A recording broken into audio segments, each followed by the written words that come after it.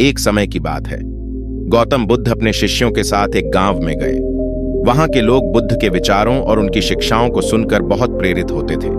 लेकिन उसी गांव में कुछ लोग ऐसे भी थे जिन्हें बुद्ध का प्रचार अच्छा नहीं लगता था। उनमें से एक व्यक्ति बुद्ध को हमेशा अपमानित करने की कोशिश करता। जब भी बुद्ध किसी सभा में बोलते, वह व्यक्ति वहां आकर उन्हें बुरा भला कहता और उनके प्रति अपमानजनक शब्दों का प्रयोग करता। बुद्ध के शिष्य इस व्यवहार से बहुत परेशान थे। वे सोचते थे, गुरुदेव इतने शांत और संयमी हैं, फिर भी यह व्यक्ति उन्हें बार बार अपमानित करता है। चुप्पी की परीक्षा एक दिन जब बुद्ध अपने शिष्यों के साथ बैठे थे, वह व्यक्ति फिर से वहां आ गया और उन्हें अपशब्द कहने लगा। बुद्ध शांत बैठे थे, न उन्होंने कुछ कहा और न ही उस व्यक्ति की ओर कोई प्रतिक्रिया दी। शिष्य इस बार और भी परेशान हो गए। उनमें से एक शिष्य ने साहस करके बुद्ध से पूछा, गुरुदेव, यह व्यक्ति आपको इतने दिनों से अपमानित कर रहा है, आप चुप क्यों रहते हैं? आप इसे जवाब क्यों नहीं देते? बुद्ध मुस्कुराए और बोले, आज मैं तुम्हें एक कहानी सुनाता हूं। कहानी का संदेश बुद्ध ने कहा, एक बार एक व्यक्ति अपने मित्र के लिए एक उपहार लेकर गया। उसने अपने मित्र के दरवाजे पर दस्तक दी और जब मित्र ने दरवाजा खोला तो उसने कहा, यह उपहार तुम्हारे लिए है। मित्र ने उस उपहार को लेने से इनकार कर दिया।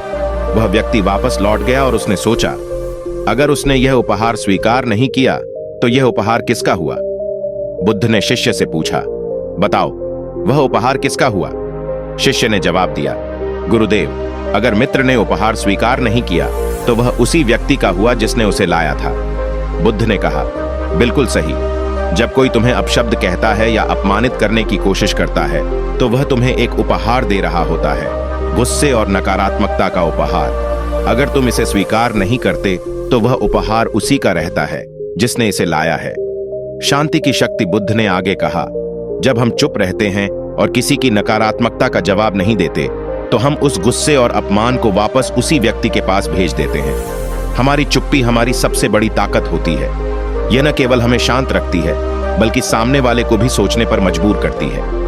यह सुनकर सभी शिष्यों को बुद्ध की चुप्पी का कारण समझ में आ गया। उसी समय वह व्यक्ति जो बुद्ध को अपमानित करता था, यह सब सुन रहा था। उसने महसूस किया कि बुद्ध की चुप्पी उसकी हर कोशिश को विफल कर रही थी। प्रेरणा का स्रोत उस व्यक्ति ने बुद्ध से माफी मांगी और कहा, गुरुदेव, मैं अब समझ गया हूं कि आपकी चुप्पी ही आपकी असली ताकत है। आपने मेरे गुस्से और अपमान का जवाब न देकर मुझे सिखा दिया कि सच्चा बल शांति में है।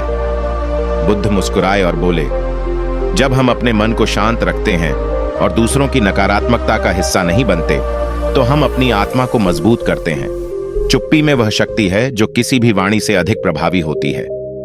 सीख। इस कहानी से हमें यह सीख मिलती है कि चुप रहना कमजोर होने का संकेत नहीं है, बल्कि यह हमारे आत्मनियंत्रण और आंतरिक शांति का प्रतीक है। जब कोई आपको अपमानित करने की कोशिश करे तो उसके गुस्से और नकारात्मकता को स्वीकार न करें। शांत रहें, क्योंकि चुप्पी में ही सबसे बड़ी ताकत है।